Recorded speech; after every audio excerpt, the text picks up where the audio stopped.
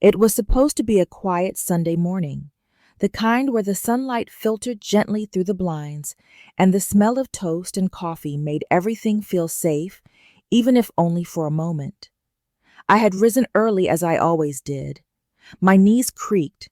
My hip ached. Pain had become a familiar rhythm in my life after the surgery. At 72, I didn't expect much. Just peace. I carefully set the breakfast table like I used to when George was still alive, each movement a whisper of memory. My daughter Laya came down first, still in her robe, eyes glued to her phone. She didn't even say good morning. Then the children, Olivia and Ben, 10 and 7, brightened the room with their innocent smiles. And then came Derek. My son-in-law walked in like a storm held in skin. Tall, broad-shouldered, always with a simmering look of contempt. He poured himself coffee, grabbed eggs that Laya had fried, and sat down at the head of the table. No good morning. Not even a glance. I sat quietly in my corner. My plate was modest, just toast, and a little scrambled egg. I didn't want to be a burden. Morning, Derek, I said gently. He didn't respond. Then came the words. You know what I'm sick of this. His voice cut the air like a blade. You eat, but don't help. You sit here like you're the queen of this house, but you're just freeloading. Laya looked up startled. Olivia's spoon dropped. Ben shrank back in his chair. I try to help, I stammered. My hip? He laughed bitterly. Your hip? You've been here 6 months using our water, electricity, food, and doing nothing. Derek, please, Laya whispered. But he wasn't finished. Without warning, he grabbed his coffee mug and threw it toward me. Hot liquid splashed across my lap, burning through my nightgown. I gasped not from the heat, but from the shock. The mug hit the floor with a hollow clatter. Then Derek slammed his plate down. I work 50 hours a week, and this is what I come home to. No one moved. Laya stared down. The children were frozen. My heart ached, not from the burn, but from the silence. You're not my mother, he said, quieter now, but with venom. You sure as hell don't get to live here like a queen. I looked to Laya, praying she would defend me. She only whispered, Derek. Not now. Not now. That was when I knew I didn't belong in this house anymore. I walked up the stairs slowly, my legs trembling, my nightgown soaked from the scalding coffee. Each step felt heavier than the last. I gripped the railing tightly, not just for balance, but to keep myself from collapsing under the weight of what had just happened. At the top, I paused. I looked back. Derek was already scrolling through his phone, like nothing had happened. Laya was gathering dishes.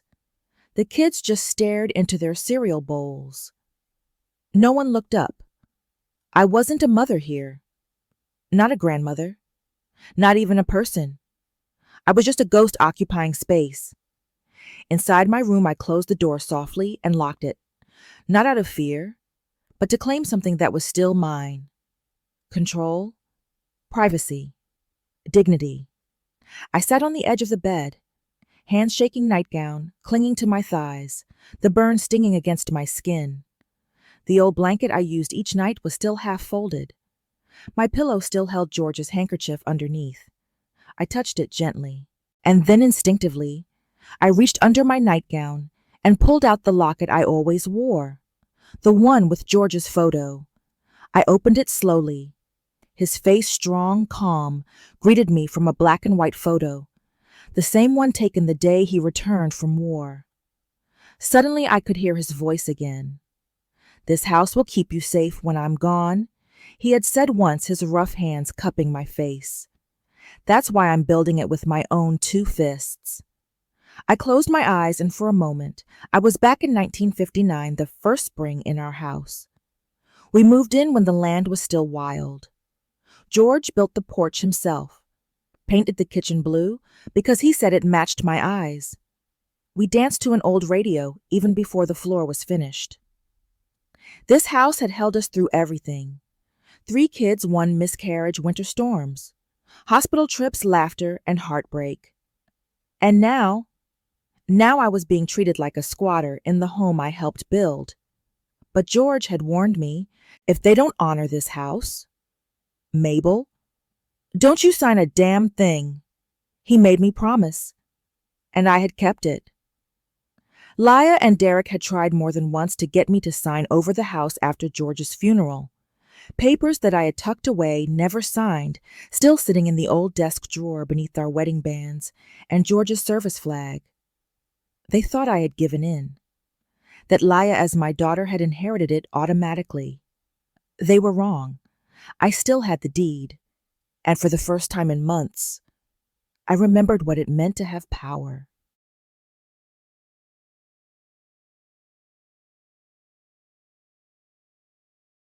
Dinner that night was just like any other, lately silent, mechanical, and cold. My plate was passed to me last as usual with whatever was left. I buttered my bread with slow, careful movements, trying to mask the burn on my thigh, now red and sore beneath my fresh housecoat. No one asked me how I was feeling. No one mentioned what had happened that morning. To them it was already forgotten, but not to me. I looked across the table at Derek laughing at something on his phone. Leah sat beside him eating quietly. The children chattered about school, not realizing how much I longed for someone, anyone to simply look me in the eye. Later, as I washed my plate under lukewarm water, Leah approached me. "Mom," she whispered, "please don't take what Derek said this morning to heart. He's just stressed." I turned the water off and looked at her. "He threw hot coffee at me, Leah," I said softly, "in front of your children." Her eyes dropped to the floor. "I know. I need you not to make things harder right now. Harder. Not painful, not cruel, just inconvenient." That night I pulled out a notepad from my nightstand and began writing. Not to plot revenge, but to remember. I wrote down what Derek said. Dates, words, moments. January 18th. At least the dog fetches. February 5. Keep your pills out of my kitchen. March 12. Are you hanging laundry in my dining room now? It became my ritual. Each night beneath my pillow, the notebook grew fatter with entries. Each line became a thread in the tapestry of truth I was stitching quietly and visibly. They may have erased me during the day, but at night, I was writing myself back into existence.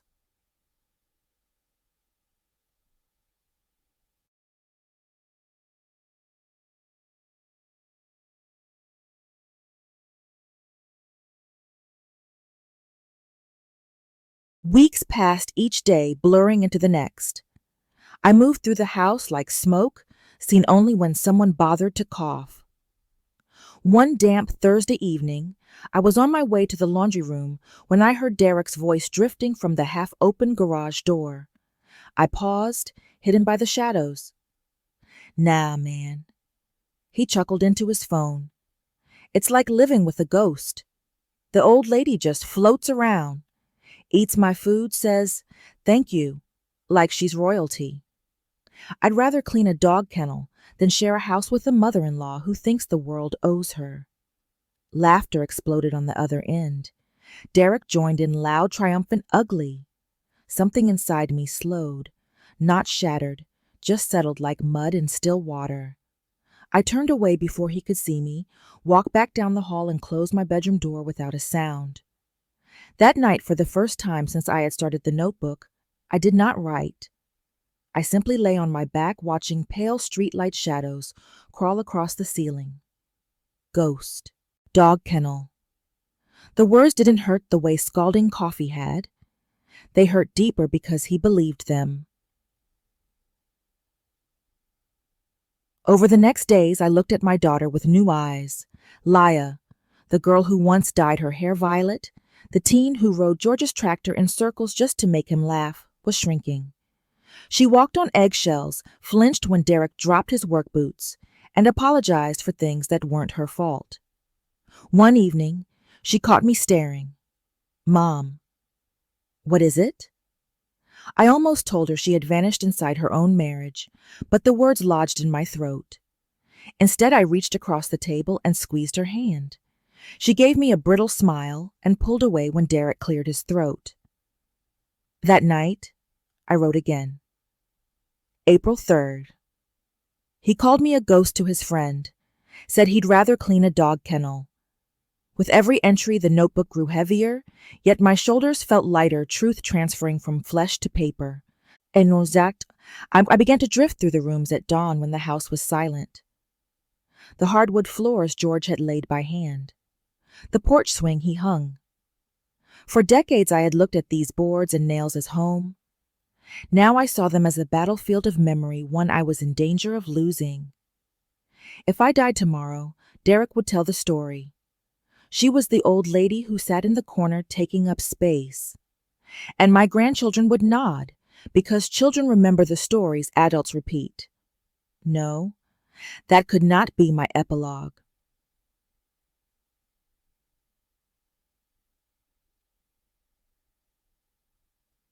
Early one morning, I placed a cup of tea on the windowsill and watched mist rise off the back field. Wind rustled the trees George had planted from saplings. I heard his voice as clearly as if he were standing beside me. If they love you, they'll honor this house. If they don't, Mabel, don't you sign a damn thing. I pressed the locket to my chest and whispered, I haven't, love. I swear I haven't. But a promise kept is useless unless you use it. The house, the land, the deed, all still mine. What good were they if I allowed myself to be erased inside them? A plan fragile as new glass, but bright, began to glimmer at the edge of my thoughts. Not cruelty, not revenge, restoration. I didn't yet know the shape of it, but I knew one thing with perfect clarity. I would never be his ghost again.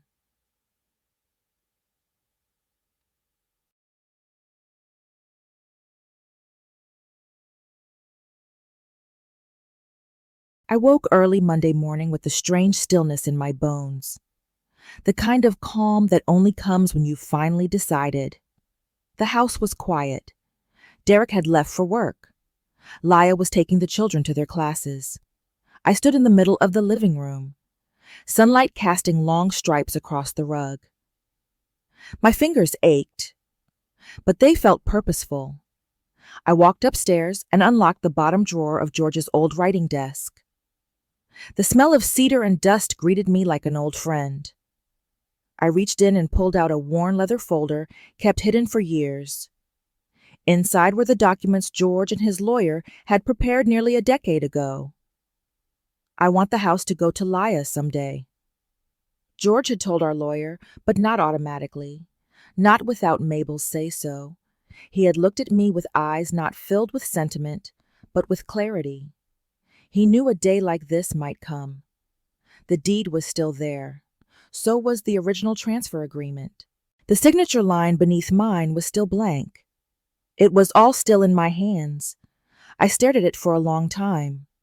The weight of it, legal, emotional, personal, settled into my chest. This wasn't just paper. This was power. This was freedom. At 15 a.m., I slipped on my coat, tucked the folder against my chest, and stepped out into the cool Tennessee morning. A yellow bus took me into town. I sat by the window watching the world pass in soft gray blurs. Bakeries, antique shops, hand-painted porches. The law office was still above the old bakery, just where it had always been. I buzzed the front door and waited. Miss Mabel Jennings, said a familiar voice. Mr. Hal Whitman. I smiled. It's been a long time. He led me inside. We sat across from each other in the same chairs as the day George and I signed the will. My fingers trembled as I slid the folder across the desk. I never signed it, I said, but I think I might want to now. He adjusted his glasses and reviewed the paperwork. You still have full authority, he said. You can sell it, gift it, lease it, even burn it to the ground. It's all yours. I let out a breath I didn't know I'd been holding. No one could stop me now.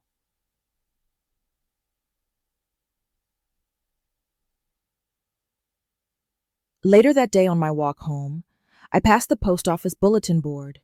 Among ads for piano lessons and missing cats was a green flyer that caught my eye calling landowners. Tennessee Conservation Trust seeks rural properties for protected reserves. Let your land become a legacy. A number was printed below.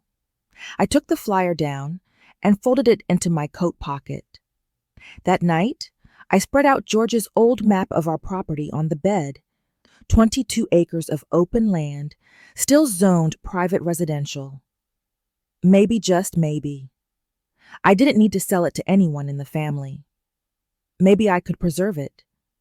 Maybe I could make sure Derek and Leah never set foot on it again. And maybe, just maybe, I could finally breathe.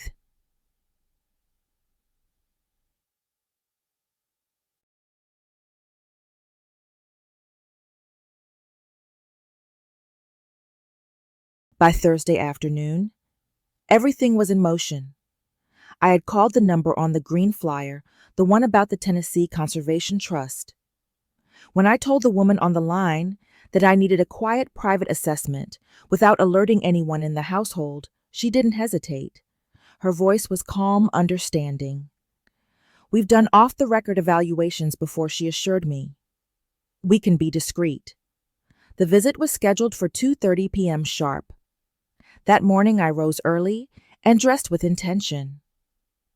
I wore my faded gardening clothes, pulled on old gloves, and placed a wide-brimmed hat over my thinning hair. I wanted to look like exactly what they expected a quiet, unnoticed caretaker. Nothing more. I waited at the back gate, my hands folded calmly, heart pounding steadily, not in fear, but with purpose. At exactly 2:30, a beige SUV turned into the gravel drive. Two individuals stepped out. One woman in her 30s wearing a field vest with the Trust's logo embroidered across the chest, and a man with a clipboard tucked under his arm. I greeted them with a polite nod and a southern accent I hadn't used in years. "Y'all the folks from the Trust?" I asked. The woman smiled warmly. "Yes, ma'am. We're here to evaluate the land." I glanced back toward the house and lowered my voice. "The family ain't home. I'm just the one who tends to the place since the old man passed." They exchanged a knowing look and nodded. Nothing else needed to be said. We walked the land together. I pointed out the property lines, the creek that still flowed through the southern pasture, and the tree line that deer frequented at dawn. The land was quiet that day, as if listening. The surveyors took notes, asked about zoning and wildlife, and I answered everything without hesitation. After 40 years, I knew every inch of that soil better than my own heartbeat. When we circled back to the gate, the woman paused, eyes thoughtful. "We'd be very interested," she said gently. "If you have the authority, we'd love to send over an offer and draft paperwork for review." "I do," I answered plainly. "And yes, please do." That night sleep didn't come, not out of worry but anticipation. The kind of restless energy that only arrives when something long dormant inside you begins to move again. The following morning the email came. The offer was not only fair, it was generous. More than enough to leave with dignity. More than enough to guarantee that Derek and Leah would never again walk these fields under the illusion of ownership. I printed the documents, signed the intent to sell with a steady hand, and folded everything neatly into a plain envelope. I placed it in the drawer beside the original deed. Only one final step remained, the courthouse. That evening, while the sun sank low over the porch George had built with his bare hands, I began to pack. I didn't need much, just the pieces of myself that were still whole. I folded my nightgown, tucked away my locket, slid George's photo into the suitcase beside my notebook, added the worn leather folder, a scarf, my Bible, a small tin of arthritis cream, and peppermint candies I'd kept in a blue jar. Each item laid carefully with reverence, like placing flowers on a grave. Through the narrow gap of my bedroom door, I looked into the living room. Derek had his feet on the table laughing at something on the television. Laya leaned into him, smiling her head on his shoulder. They looked peaceful, unbothered. They had no idea. And for the first time, I didn't feel hurt by that. I felt clear. I felt ready. I felt free.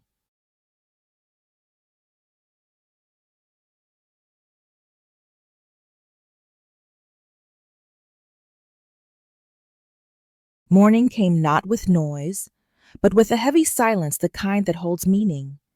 I woke before the alarm, before the sun had fully lifted the darkness. The house was still. No footsteps, no children giggling, no dishes clattering. I moved like breath through the hallway, soft and unannounced. Everything was ready. My suitcase was by the door, packed not with belongings, but with purpose. Inside were the things that mattered, the notarized sale documents, the original deed to the property. My identification and George's final letter to me, folded carefully in the inner pocket of my purse, still holding the warmth of his memory. I wore my navy blue coat, the one with worn sleeves that George used to call dignified. My hair was pulled back neatly. I didn't want to look like someone running. I wanted to look like someone walking into her own decision. At exactly 6:15 a.m., a yellow taxi pulled into the driveway. I had scheduled it 3 days ago when I signed the intent to transfer. The driver was young, barely 30, with kind brown eyes and soft music playing from the radio. He smiled politely as he stepped out to help with my suitcase. I hesitated only for a second, standing on the porch and turning to look at the house. It was quiet. Still sleeping? Derek? Laya? The kids? They didn't know. They might never understand. And that was okay. This place, this structure of walls and windows had once been my sanctuary. Now it was just a shell, a house filled with silence, resentment, and echoes of who I used to be. I gave it my care, my body, my loyalty, and in the end it had offered me only the realization that love, when weaponized, becomes a prison. I didn't feel regret as I stepped into the taxi. I felt released. Downtown, the driver asked. Yes, I answered with a calm I hadn't felt in years. Courthouse first. We rode in silence, the hum of tires on pavement underscoring my thoughts. I stared out the window at familiar streets, ones I had walked with George when our kids were little. The bakery we used to visit on Saturdays. The bookstore where Laya had picked her first novel. All those memories now lived in a separate place, untouchable by the pain of the present. They belonged to who we were, not who we had become. The courthouse was quiet. The air inside smelled like old wood and cleaner. I approached the county clerk's desk with my envelope.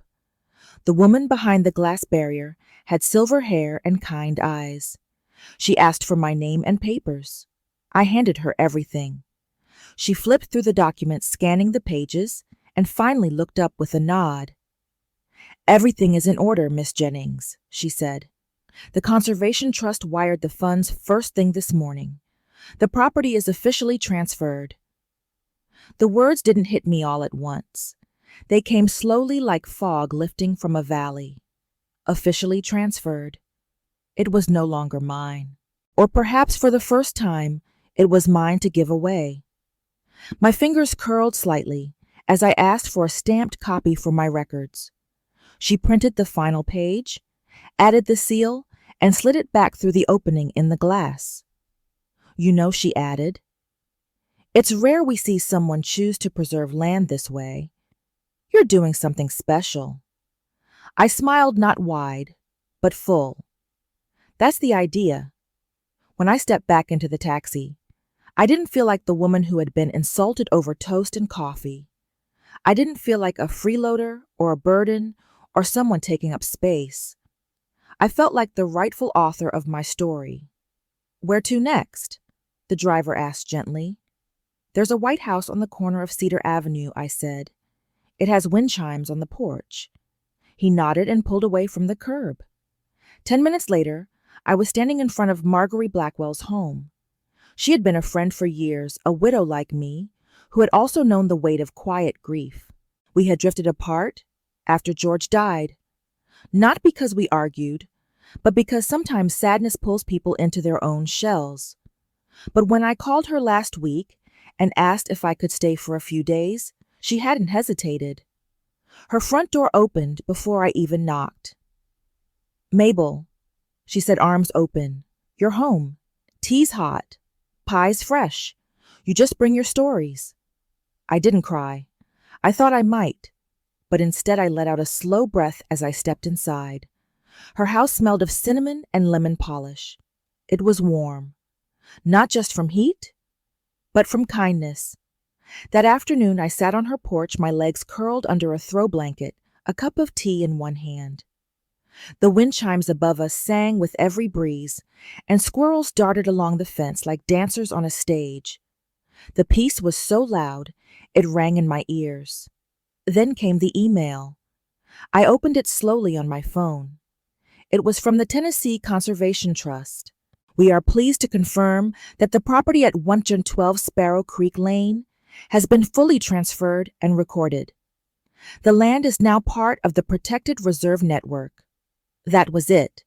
One sentence, quiet, final, freeing. I looked up at the trees, tall and still, their leaves rustling like an old hymn. It was over. Not out of vengeance, but out of preservation. Not as escape, but as reclamation.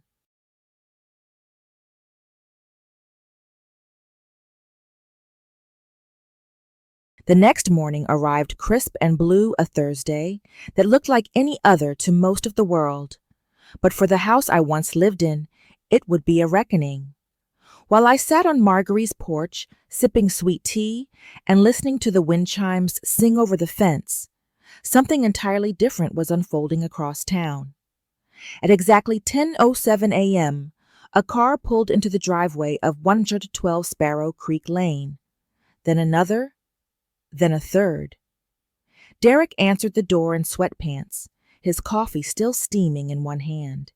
His hair was a mess, his mood worse. Before him stood two uniformed county officers and a legal representative from the Tennessee Conservation Trust. "Is this the residence of Derek and Leah Sanders?" one officer asked. "Yeah," Derek blinked, confused. "What's this about?" The legal representative stepped forward and handed him a sealed folder. "You are being formally notified that the property you are occupying has been legally transferred. As of 9:04 a.m. This morning, full ownership was conveyed to the Tennessee Conservation Trust." Derek laughed. "No, you're mistaken. My wife owns this house. This is our house." "She does not," the man said calmly. "She never did. The property was never legally signed over to her. Miss Mabel Jennings retained full ownership, and she has executed a legal transfer. You are now considered tenants without contract or right of residence." Derek's voice shifted from mocking to rage. "What the hell are you talking about?" By now, Leah had appeared at the doorway barefoot, her eyes wide and rimmed in panic. She snatched the folder from the officer and flipped through the papers. No, this can't be right. This is a mistake. My mom, she lives here. This is her house. Our house." "I'm sorry, ma'am," the officer replied gently. "If you believe your rights were violated, you may pursue it in court. But I assure you this transaction is legitimate and final. You have 48 hours to vacate the premises." A silence fell heavier than a thunderclap. Olivia and Ben stood behind their mother in the hallway, holding each other's hands. Their faces were blank, confused, scared. Derek began shouting again, throwing curse words into the air like knives. Leah started to cry. And then 15 minutes later, I arrived. I stepped out of the taxi at the edge of the driveway. I wore the same navy coat I'd left in. My suitcase was not with me. Only one thing rested in my hands, the stamped, sealed deed to the house. a document that told the story of power passed and taken back. The officers turned to me. Mrs. Jennings? I nodded. That was when Leah saw me. Her eyes welled up. She rushed forward. Mom! Mom, what did you do? Why would you do this? We needed you. The kids, this is their home. I didn't speak at first. I let the silence do what it had never been allowed to do in that house, take up space. Then I said clearly, calmly, You said I took up space. Derek stepped toward me. Fists clenched. You had no right? This was my home, too. I turned to him, standing taller than I had in years. Your home? You threw scalding coffee at me in that kitchen. You mocked me behind my back. You lived under my roof and treated me like I was the stray dog in your yard. And now you're angry I remembered who I am. His mouth opened, then closed. Leah stepped closer, her voice trembling. Please. This wasn't supposed to happen. We were stressed. We said things we didn't mean. Please. Don't do this. Don't take the house. I looked her in the eye, and for a long moment I saw the little girl who used to crawl into my bed after nightmares. I saw the teen who asked for help sewing her prom dress. The young woman who wept in my arms after her miscarriage. And then I saw the woman who had looked away while her husband threw hot coffee on her mother. I raised the deed. You all said I didn't belong, that I was a burden, that I was in the way, but I was never in the way. I was the foundation. This house existed because I held it together for 40 years. Leah sobbed. Mom, we didn't mean it. Please don't make us leave. I stepped forward and pressed the deed into the hands of the legal rep. This land is no longer yours, I said firmly. And this time, I'm not asking anyone for permission. I turned and walked away. The wind was cool, brushing gently against my cheek, like George's last touch. I didn't look back, and for the first time in years, I walked not as a shadow, but as someone whole. Nin. I hadn't planned on becoming anyone's symbol. I had only planned to leave. But sometimes when you take a step in silence, the echo it creates carries further than you imagined. 2 weeks after the transfer of the house was finalized, I sat across from my lawyer in his sunny office, reviewing the confirmation papers from the land trust. The sun poured through the window, lighting the words that had once seemed like fantasy. Verified and complete. Ownership transferred to the Tennessee Conservation Trust. My lawyer smiled. So what's next for you, Mabel? I paused, looked down at my hands weathered, strong-lined with everything I had lived through. I want to help people like me, I said. He tilted his head. I want to help people who were erased in their own homes, people who gave everything and were told they were burdens. I want to give them a voice again, something real. He blinked, then smiled again, like a nonprofit. Yes, I said. Exactly. And I already have a name. From my purse, I pulled out a napkin with 4 words scribbled in pen. Make a better elder life, Mabel. He laughed out loud. Mabel for Mabel. Catchy. And very fitting. That afternoon, with his help and a kind loan officer at the bank, I opened an official account, submitted articles of formation, and filed the legal paperwork. Within a week, the Mabel Foundation was born. I started small. At first, it was just me and Marjorie, sitting at her kitchen table folding leaflets and sending letters to local churches and libraries. Then came June, a retired social worker who knew the legal maze of senior abuse cases. Then a college student named Darius, bright, quick, full of fire, who built us a simple website, designed flyers, and insisted we make an Instagram account. We held our first support circle at a Unitarian church basement on a Thursday evening. I thought 5 people would show up. 30 came. At the second meeting, over 70 elders filled the room, some with canes, some in wheelchairs, some with nothing but their memories and pain. One man stood up, voice shaking. My son moved into my house after my stroke and stopped bringing me meals. He says I should be grateful he lets me stay. I haven't been outside in months, a woman whispered. My family won't visit unless I give them my check. If I say no, they don't answer my calls. I told my story about the toast, the coffee, the silence, the notebook. I didn't embellish. I didn't dramatize. I simply told the truth. When I finished, no one clapped. They sat still, eyes full, lips trembling. And then someone stood. And then another. Applause rose, not polite, but raw. Not celebration, but recognition.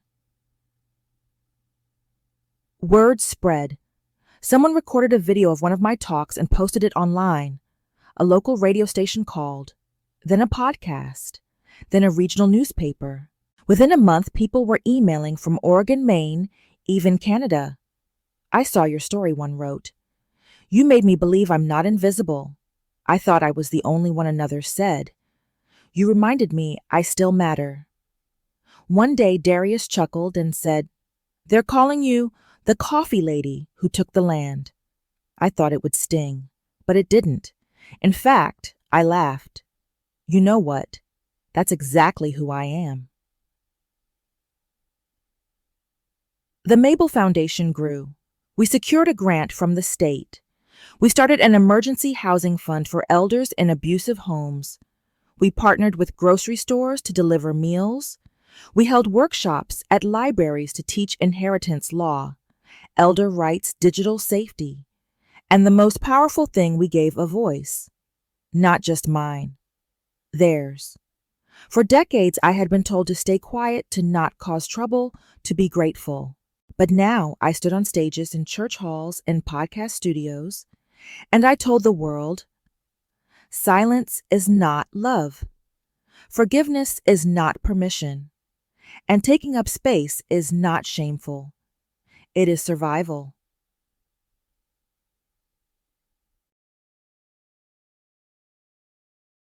I didn't expect to become a symbol, not of rebellion or justice, but of quiet power. I only ever wanted peace, but sometimes peace requires noise first, and I had finally made mine. In the weeks following the eviction, the headlines spread further than I imagined.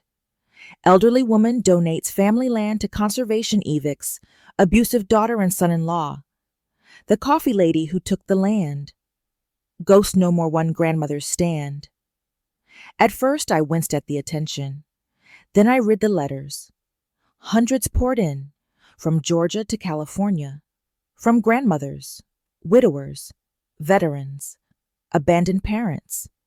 They said I thought I was alone. You reminded me I matter. I've been silent for too long. You showed me how to speak. That's when I knew my fight wasn't just for me. It was for everyone who'd been erased at the dinner table, ignored in their own homes, shushed like they were shameful. I had been one of them, and I wasn't anymore.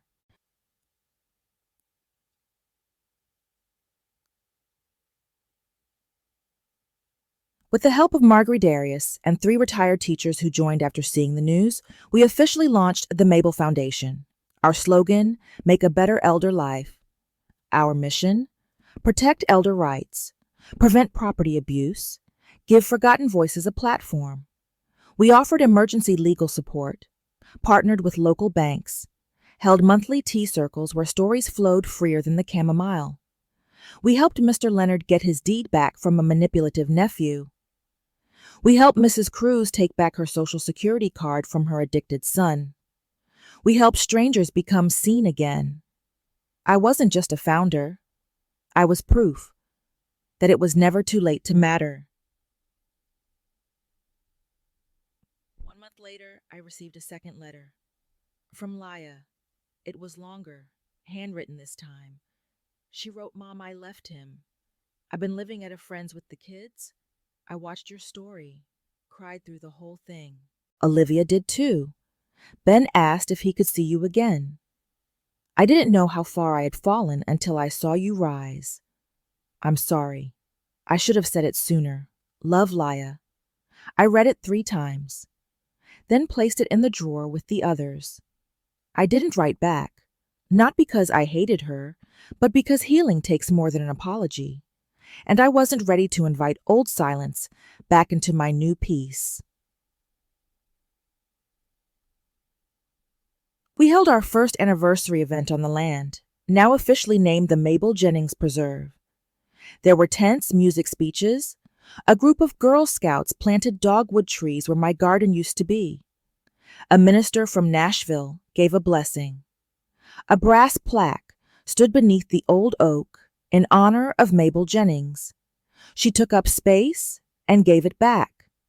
A guardian of dignity. I stood beneath it surrounded by people I'd never met, but who knew my heart. I didn't feel old. I didn't feel invisible. I felt immortal. I live in a quiet white cottage on the edge of a forest. Green shutters, a porch swing. Birds wake me every morning, not alarm clocks or slamming coffee mugs. People still write. Women knock on my door. Sometimes they stay for tea.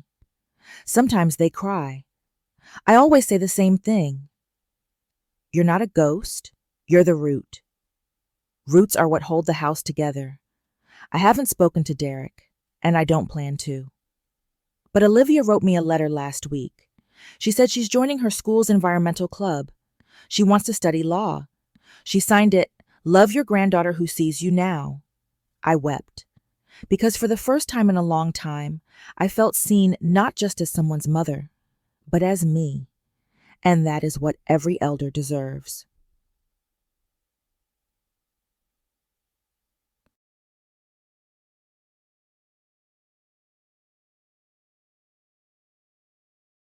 Thank you for staying with us until the very end.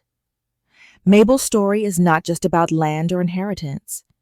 It is a story about dignity, about remembering your worth even when others forget, about how silence can be broken, and how even in old age, one act of courage can change everything. If you have ever felt invisible, unheard, or in the way we hope you now know, you are not a burden. You are the root, and roots hold everything together. May Mabel's story inspire you to take up space, to speak, to choose peace, not the quiet kind born of fear, but the bold kind born of truth. If this story moved, you share it with someone who needs to be reminded. It is never too late to reclaim your voice. Subscribe for more true stories that honor the quiet heroes of everyday life.